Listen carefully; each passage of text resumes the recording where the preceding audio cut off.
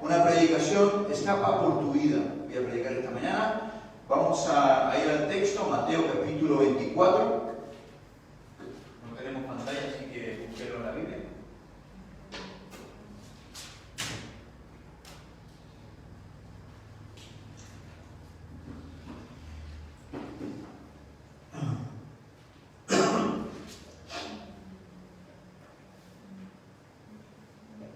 Más como en los días de Noé, vamos a leer en el versículo 37. Mateo 24, versículo 37. Mas como en los días de Noé, así será la venida del Hijo del Hombre. Porque como en los días antes del diluvio estaban comiendo y bebiendo, casándose y dando en casamiento, hasta el día en que Noé entró en el arca, y no entendieron hasta que vino el diluvio y se los llevó a todos. Así será también la venida del Hijo del Hombre. Vamos a orar. Padre, yo ruego revelación en esta palabra, que podamos comprender, Señor, y que la verdad venga a nuestras vidas y que la verdad nos haga libres. Te lo pido, Padre, en el nombre de Jesús, Señor. Amén. Escapa por tu vida. ¿Y qué significa escapar, hermano? ¿No? Tú no puedes escapar si no sabes que necesitas escapar. Es fundamental, ¿no? Mucha gente no escapa porque no entiende que necesita escapar. Marco, si sigues haciendo ruido, te voy a castigar. No te lo digo más. Las personas tienen que saber. Entonces yo quiero que esta mañana podamos afirmar nuestros pensamientos en la verdad de Dios. Porque si no conocemos la verdad de Dios, pues es muy fácil ser engañados. Y para cuando lo bueno que tenemos es que cuando descubrimos la verdad de Dios, también descubrimos el engaño que hay en el mundo, el engaño del maligno. Y lo tremendo de todo esto, hermano, no es que nosotros somos un grupo aislado y como una secta, ¿no? Que tenemos la verdad, ¿no?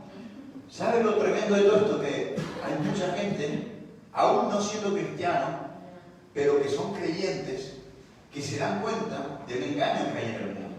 Y son no pocas personas, porque la evidencia es muy fuerte. ¿Saben qué pasa? Que la gente no conoce la evidencia. Y al no conocer la evidencia, pues no conocen la verdad en sí, ¿entienden? Y como no conocen la verdad, pues no pueden estar libres para decidir qué camino deben tomar. Escapar por nuestra vida es escapar de la gran mentira de este mundo. Jesús dijo: conoceréis la verdad y la verdad os hará libres. El hecho de ser liberados en nuestra mente, porque comenzamos a darnos cuenta de que la historia que nos habían contado no era del todo real, y eso es una realidad. Que si tú investigas la historia se está, bueno, cada hallazgo arqueológico que se hace va en contra de la historia, cada vez más, o sea, es impresionante. De hecho, afirma más la Biblia. Ahora han podido descifrar la lengua de los elamitas, ¿no? Que es uno de los grupos que salen en la Biblia. Finalmente, hay un hombre francés que pudo, después de 10 años de estudio, descifrar el idioma perdido, ¿no? Bien. Entonces, cuando nos damos cuenta de esto, nos ayudará a ser libres para decidir mejor. Porque la clave, hermano, y yo siempre así me enseñaron desde que yo entré en los caminos del Señor, siempre me enseñaron que yo tenía que entender la palabra para yo poder tomar mi decisión. Porque al fin y al cabo, cuando tú sales de un sitio, sea una iglesia, sea un colegio, sea un centro de esto de política, ¿no? Donde también hay ideología y se da un speech y todo eso político, y cuando tú sales de ahí, eres tú mismo el que te va a su casa, eres tú mismo el que se acuesta en su cama y el que tiene sus propias decisiones, y eso no se va a poder cambiar. No hay régimen, por más duro que sea, que pueda cambiar eso en la persona. ¿Sí? Las personas no son robots, las personas Dios las hizo con la libertad de decidir, Dios te hizo libre. Pero el problema está en el engaño, porque la única manera que el diablo puede atar a las personas es a través del engaño. Dios no quiere marionetas, Él quiere seres humanos pensantes que decidan seguirle por amor, porque entienden por qué lo hacen. Escapar por tu vida, entonces, es escapar hacia la libertad en Cristo. Por eso todo lo que hacemos, hermano, tiene un porqué. Yo hace un momento comentaba lo del discipulado, porque me preguntó una hermana hace un tiempo atrás, ¿Y las mujeres cuándo vamos a tener, no? Si los hombres tienen. Pero hermano, lo de los hombres no es una fiesta, ¿no? Lo de los hombres es para apretarle las tuercas, ¿sí? Así me han discipulado a mí durante 10 años ahí en Almería y cuando estuve en Argentina también. Es para apretar las tuercas, no es para hacer una comida y pasarlo bien, no. El discipulado tiene un fondo bíblico, ¿sí? Tiene un fundamento bíblico, y los hombres y las mujeres tienen un rol y todo está en la Biblia y todo eso se puede hablar y se puede entender, ¿ok? Pero así hay muchas cosas que están tergiversadas el día de hoy. Me ha tocado, hace no mucho tiempo fuimos a una casa y estuvimos hablando acerca del aborto, y la persona a la que le hablábamos es pro aborto, ¿no? Pero después de hablar un rato yo creo que la dejamos convencida de que no estaba bien. Ahora vamos a ir un poco a ese tema. Ok, quiero empezar hablando el primer punto, como en los días de Noé. Y esta es la frase fundamental para entender el contexto. Jesús enmarca su discurso sobre el final de los tiempos, dándonos un ejemplo muy visual y claro en la historia de Noé. Es decir, toma la historia de Noé para darnos un ejemplo clarísimo. Como todos bien sabéis, la historia siempre tiende a repetirse, al menos en sus patrones. En Génesis, en el capítulo 6, vamos a leer cuando Dios llama a Noé, en el versículo 9 al 14, y luego el 17. Amén. Génesis capítulo 6. En el versículo 9 dice: estas son las generaciones de Noé. Noé, varón justo, era perfecto en sus generaciones. Con Dios caminó Noé y engendró Noé 3 hijos, Sem, a Cam y a Jafet. Y se corrompió la tierra delante de Dios. Fíjense, este es el contexto. Se corrompió la tierra delante de Dios y estaba la tierra llena de violencia. Y miró Dios la tierra y he aquí que estaba corrompida, porque toda carne se había corrompido su camino sobre la tierra. Dijo pues Dios a Noé: he decidido el fin de todo ser, porque la tierra está llena de violencia a causa de ellos. Y he aquí que yo le destruiré la tierra. Hazte un arca con madera de gofer para harás aposentos en el arca, y la calaza te harás con brea por dentro y por fuera. Y aquí que yo traigo un diluvio de agua sobre la tierra para destruir toda carne, en que haya espíritu de vida debajo del cielo, todo lo que hay en la tierra morirá. El contexto en el que Dios llama a Noé es muy parecido al de hoy en día. Amén. La tierra se había corrompido y estaba llena de violencia. Dios tuvo que destruir al hombre en muchas ocasiones cuando ya no podía hacer nada más. Esto es algo claro. Yo he sido profesor muchos años, he tratado mucho con niños, he tratado mucho con familias, y hay veces, hermanos, donde es irrescatable, donde hay personas que es muy difícil. Yo no digo que sea imposible, pero es muy difícil que reconduzcan su camino. Hay gente con una maldad tremenda. Yo no sé la experiencia de cada uno, porque claro, cada uno ve según su propia experiencia, pero si estudiamos y si profundizamos en la historia, veremos de muchas cosas que nos van a dar la verdad en esto, porque cuando el Señor tiene que destruir, y esto es algo que es un argumento de los ateos, ¿no? Dicen, es que Dios destruía a la gente, Dios, sí, es verdad, y lo va a volver a hacer.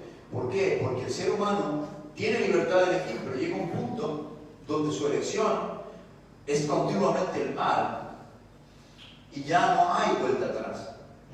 No hay vuelta atrás. Si Dios tuviera otra manera, ¿no piensas tú que la usaría? Que no fuera a destruir. Él envió a su propio Hijo, hizo lo más que pudo, murió Él mismo, Dios mismo muriendo en la cruz y sufriendo por nuestros pecados. Ya hizo más, creo que eso no se puede hacer. Si hay que destruir la tierra, será por algo. En el arca es la imagen de la iglesia. Ambos tienen un modelo y ambos son sinónimo de refugio, ¿vale? Es decir, cuando Dios le dice a Noé, haz el arca, era con unos planos, ¿sí? Había un modelo, había una forma. De la misma manera, la iglesia tiene un modelo.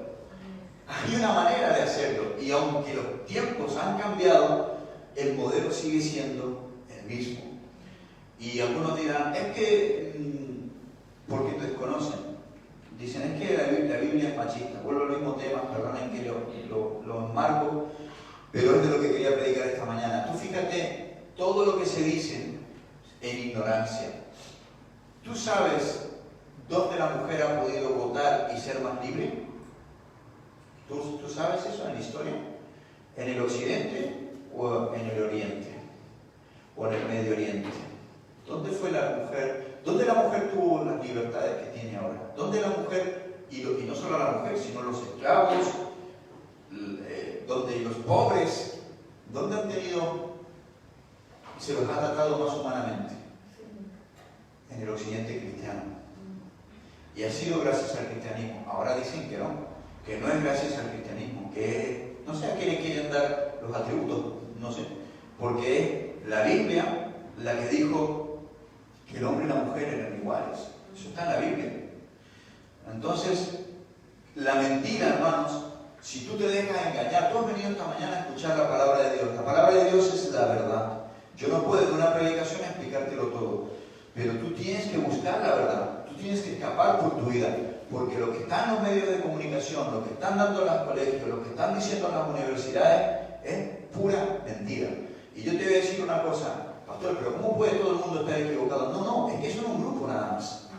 Es que hay mucha gente en las universidades, científicos cristianos, hay gente muy preparada, que también son cristianos, pero que le callan la voz. Un grupo está tomando el poder del mundo, un grupo pequeño, y están haciendo creer a la mayoría que ellos son la mayoría. Esto está pasando en el aborto se acaba de aprobar en Argentina. ¿Cómo lo han logrado? Haciéndole creer a la gente que son la mayoría. Pero ¿sabes qué pasa? Que el 80% de los argentinos están en contra del aborto. ¿Cómo pues entonces se ha votado a favor? Pues entonces ahí hay que estudiar, ¿ves? Ahí hay que pensar y decir, me están engañando, me están diciendo una cosa que no es, me están diciendo que la Biblia es machista cuando no lo es. Cuando Dios le dice a Abraham, escucha a tu mujer, haz lo que ella te dice, porque tiene razón.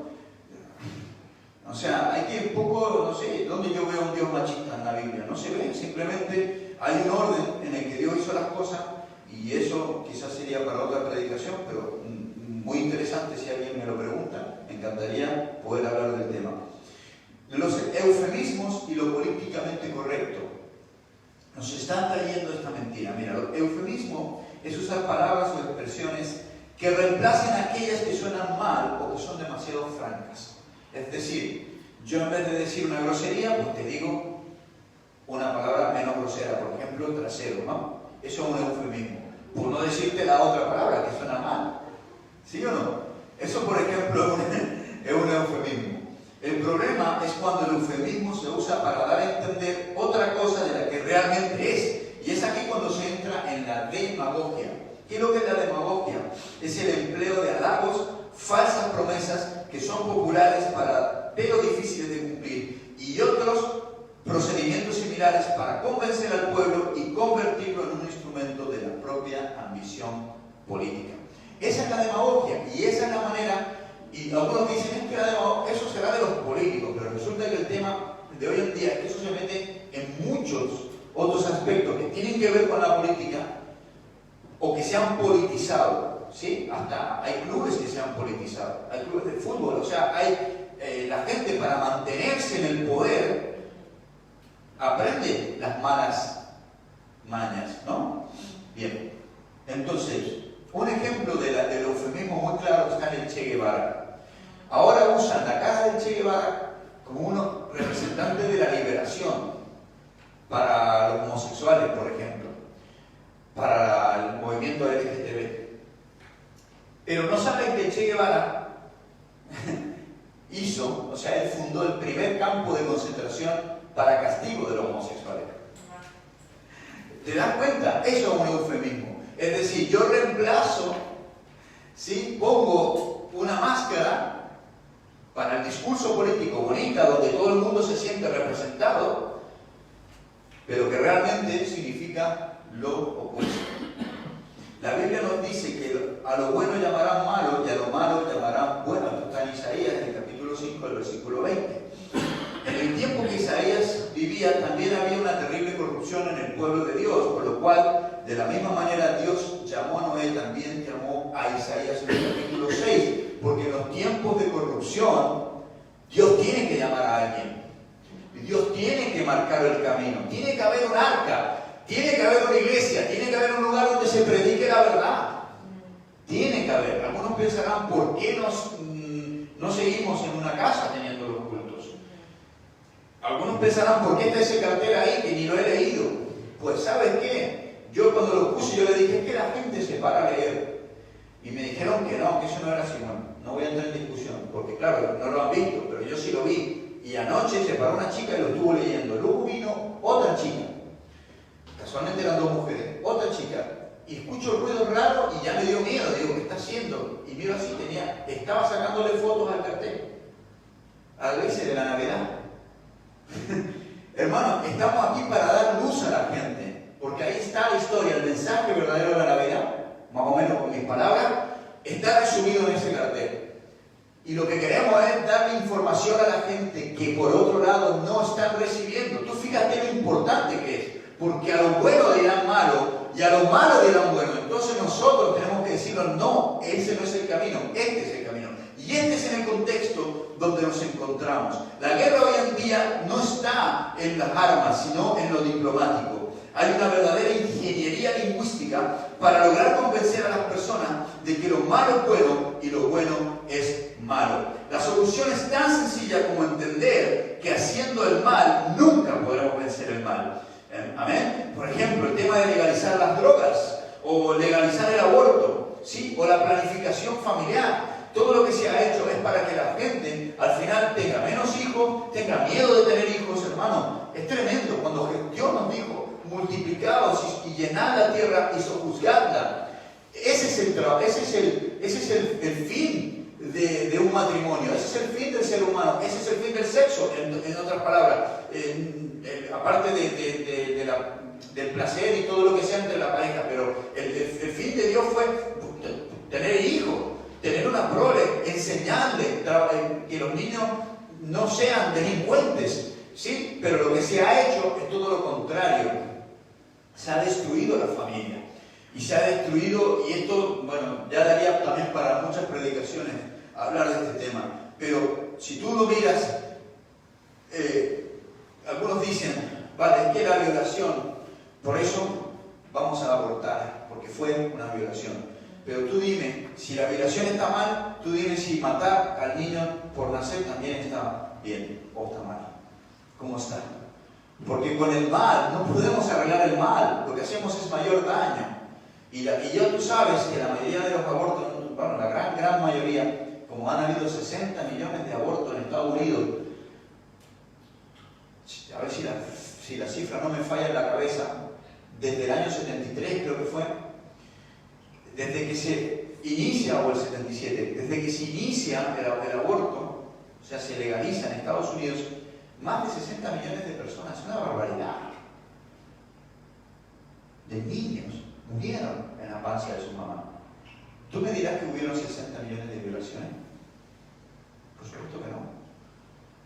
Lo que pasó fue que se usó para otras cosas. Entonces, lo malo siempre va a ser malo porque en el trasfondo es malo. Se rechaza lo natural por algo artificial. Se rechaza lo natural. Hermano, todo lo que no sea natural, hay que dudar de eso. Lo vemos en los alimentos, lo vemos en nuestro estilo de vida que es artificial, cómo nos perjudica muchas veces. La gente tiene que obligarse a hacer deporte. Escúchame, hace 50, 60 años para atrás, toda la historia humana, el ser humano no necesitaba hacer deporte para estar bien físicamente, porque sus trabajos los mantenían saludables. El exceso de grasa y todos los problemas que podemos tener en nuestro cuerpo son por la falta de ejercicio. Así podemos seguir hablando y dando ejemplos, ¿no? El mundo tiene un problema moral. Hubo un debate en Argentina por el tema de muchos problemas que hay ahí, ¿no? Económicos, sociales. Y dijo un hombre que no es cristiano, pero que sí profesa la fe, ¿no? O sea, es decir, no es convertido, no es una persona convertida, pero una persona que entiende lo que dice la Biblia y sabe que es verdad, porque él de hecho usó textos bíblicos. Eso es un economista argentino que en Latinoamérica es uno de los mejores economistas que hay, y él ha dicho: el problema en Argentina es un problema moral. Y yo digo, el problema en el mundo es un problema moral. El problema no está en si hay violaciones y lo arreglamos con un aborto, o si hay que dar derechos a este o a aquel, o si... No, el problema es de trasfondo moral. Porque si a ti te dan una ayuda y tú eres un inmoral, esa ayuda tú la vas a aprovechar mientras vas a sacar dinero, rapiñar de aquí, rapiñar de allá. Y eso está muy mal. ¿Por qué? Porque el dinero de la ayuda la están pagando otros. Es un problema moral. Entonces, hermano, aquí podríamos hablar mucho tiempo. Vamos a ir rápidamente, voy a terminar el segundo y tercer punto. El segundo punto: Dios no perdonará a los impíos. ¿Sí? Porque en este contexto del mundo corrompido, lo que vemos es que las personas ya inclusive se han metido dentro de la iglesia, y ya dentro de la iglesia tenemos la imagen de un Dios que al final va a perdonar a todo el mundo. Y eso no es lo que dice la Biblia. Yo no soy quien para cambiar la Biblia. Lo que da sentido a la predicación del Evangelio, y en muchos sitios alrededor del mundo, y que se sigan abriendo nuevas iglesias, es para darle testimonio al mundo, para dar el testimonio como lo dio Noé. No hay otro objetivo. Por eso se siguen abriendo iglesias, por eso tenemos un cartel, y por eso la gente se para a leer el cartel. Porque esto es algo de vida o muerte. Tú no vienes esta mañana por sentirte un poco mejor. Yo lo entiendo. Dios te va a ayudar. Yo confío en el Señor. Pero tú tienes que también tomar conciencia de que la Biblia dice muchas cosas. No solamente dice cosas bonitas. Dice cosas que son aterradoras. Pero son la verdad. Es como la medicina esa que no te gusta, ¿no? Bueno, más o menos por ahí. En 2 de Pedro 2:5, Pedro nos advierte y dice, fíjate Pedro, que dicen que es el primer papa, ¿no? Bueno, ¿será que es importante para el cristianismo? Digo yo, porque ahora ¿cómo lo quieren cambiar? Ahora la Iglesia Católica dice que tienen que cambiar todas estas cosas. Bueno, lo dice el Papa, yo no me meto ahí, pero digo, si ya el Papa está diciendo tales cosas, ¿cuánto más? Y en la Iglesia evangélica también se están diciendo barbaridades. ¿Sí? Mucha gente dentro de la Iglesia Católica, muchos se están oponiendo al Papa por lo que dice. Pero la Biblia no cambia. El Papa puede cambiar algo. Un pastor puede cambiar, cualquiera, el que tú quieras, puede cambiar algo. Pero eso no quiere decir que Dios cambie. Pedro nos advierte y dice: y si no perdonó al mundo antiguo, sino que guardó a Noé, pregonero de justicia, con otras 7 personas, trayendo el diluvio sobre el mundo de los impíos. Esa expresión, y si no perdonó, fíjate lo que significa. Si no los perdonó a ellos, tampoco va a perdonar a los que han tenido la posibilidad de tener al Hijo de Dios lavando sus pecados con su sangre. Es decir, los que han tenido la oportunidad de escuchar el Evangelio, ¿por qué los va a perdonar si los otros no los perdonó? Noé fue pregonero de justicia, es decir, que les dio testimonio con su vida de lo que estaba bien y lo que estaba mal. Amén.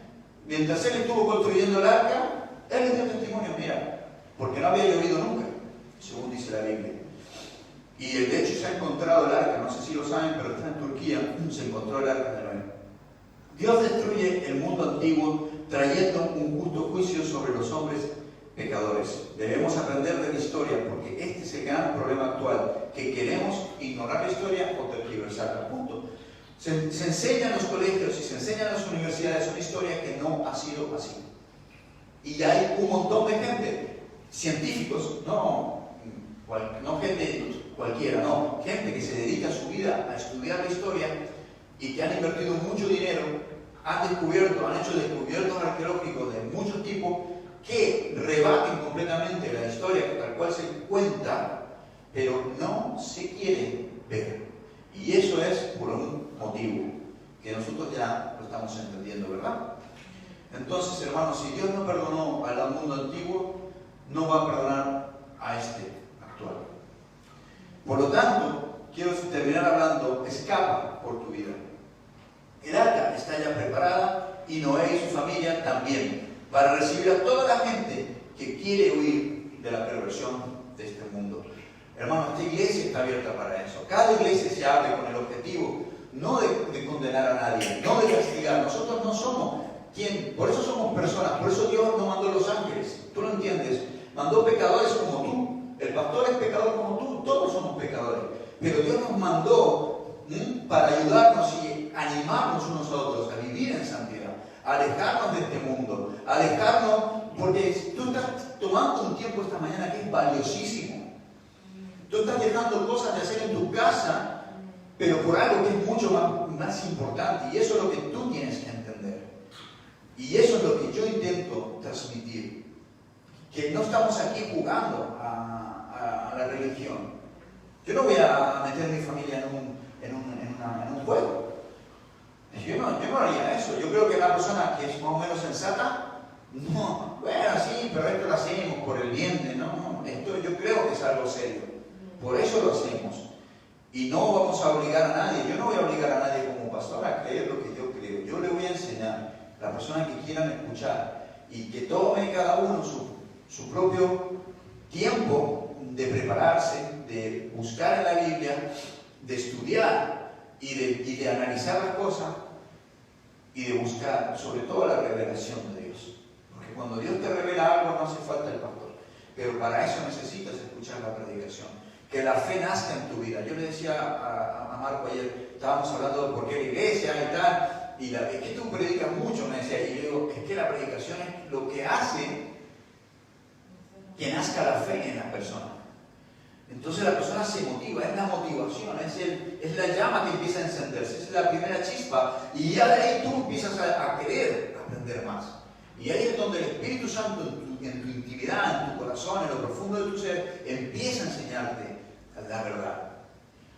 Y la verdad te va a hacer libre, y tú vas a decidir por tú mismo, no por lo que alguien te diga.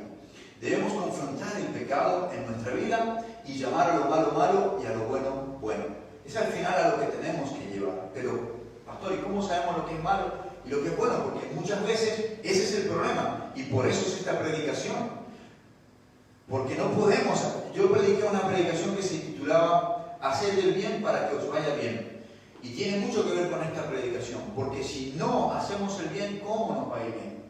Yo durante muchos años, yo lo dije, no se sienta nadie ofendido, esta es mi experiencia personal, usted puede comprobarlo por usted mismo.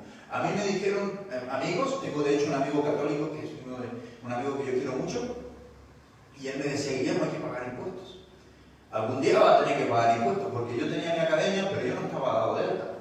Porque no me alcanzaba para pagar todas las cosas, no me alcanzaba para mantener. A mí me ingresaban 2.000 euros y yo me lo gastaba entre alquileres y cosas, y mi casa. No me alcanzaba, o sea, 2.000 euros para ser autónomo es muy poco dinero. Te tiene que ingresar por lo menos unos 3, más o menos 3 y pico, para pagar todos los impuestos, ¿sí? Estoy hablando en bruto, ¿no? Y entonces yo lo veía imposible. Pero yo me di cuenta, con el tiempo y dándome golpes con la cabeza, de que había personas que en la academia, yo a mucho tuve 50 personas, no llegué a las 50, tenía 47 cuando más tuve. Había personas que tenían 100 alumnos. Y yo no lo entendía, ¿por qué ellos tenían 100 alumnos en el Parador, por ejemplo, y yo en Almería Capital, en pleno centro, no podía llegar a las 50? Y entonces empecé a entender muchas cosas, porque ellos habían todo legal, ¿sí? Todo, o sea, un local con su regulación, pagando sus impuestos. Y hermano, entonces empecé a entender que haciendo las cosas bien, aunque yo le quiera poner todas las excusas que quiera, todo lo eufemismo que yo quiera, le pongo el eufemismo que tú quieras, lo cambio, lo pongo, lo maquillo como tú quieras. Pero al final, lo bueno es bueno y lo malo es malo. Y cuando yo no estoy dando, yo voy a hacerme atender a la seguridad social, mientras yo me guardo el dinero en el bolsillo, a mí me están atendiendo con el dinero de otros. Y eso es inmoral. Y es el problema de España, ¿eh? España no es mejor país. España podría ser mucho mejor que Alemania, ¿eh? Pero lejos. Porque, mira, ¿sabes por qué te lo digo? Porque a España lo visitan 70, 80 millones de personas por año. ¿Sí? Turistas. Solamente con ese dato, si el empleo estuviera bien regulado en España a Francia le pega 20 vueltas. Por el clima, ¿sí? por la producción, porque aquí hay muchas cosas que se pueden producir. No es un país que es un país que tiene muchas capacidades, bueno, podría estar hablando de eso mucho tiempo, pero lo bueno es lo bueno y lo malo es lo malo. Y cuando nosotros queremos medio torcer las cosas, ¿sí? Cuando yo voy a mi jefe, yo ahora en la empresa que yo estoy, hacen todo muy recto. Todo lo hacen muy puntual y no se puede salir ni para un lado ni para el otro. Y yo estoy aprendiendo lo que yo debería haber aprendido antes, pero lamentablemente pasan los años y entramos en el sistema de este mundo. Y como el otro lo hace, yo también lo hago, o si todo el mundo lo hace, y así vamos. Pero si tú quieres destacarte y quieres ser una persona con éxito, tienes que escapar por tu vida, tienes que hacer lo correcto, buscar lo bueno para ti, hacerlo, creer. Pero que tengo miedo, pastor, a veces, yo también. ¿Tú crees que yo no? Todos tenemos miedo y angustia y muchas veces desánimo. No queremos seguir. Pero para eso venimos a la iglesia, para animarnos, para fortalecernos. Recuerda que el arca se construyó con las medidas, con un modelo. Hay una manera, la iglesia tiene que ser de una manera. Están queriendo cambiar la iglesia. Están queriendo decir lo que tenemos que predicar. No, estas son las medidas que Dios puso y tenemos que ir hasta el final con esas medidas. Hasta la última consecuencia. Porque es lo que Dios quiere. Y los que tengan miedo, la Biblia dice, los cobardes no entrarán en el reino de los cielos. Es el tiempo de ser valientes. Es el tiempo de huir por nuestras vidas, de salvar nuestras familias, orar por los que se están perdiendo. Hermano, ¿tú quieres ver a un familiar tuyo ardiendo en el infierno? ¿Tú quieres que él esté sufriendo en el infierno? ¿Tú quieres eso? Yo creo que no. Yo creo que nadie. Pero lo que pasa es que a veces no somos conscientes de eso. Yo oré muchos años por mi familia y ahora están salvos, están yendo a una iglesia. Yo creo que el Señor los va a salvar. Yo creo que el Señor va a seguir obrando. Yo creo que Dios lo va a hacer.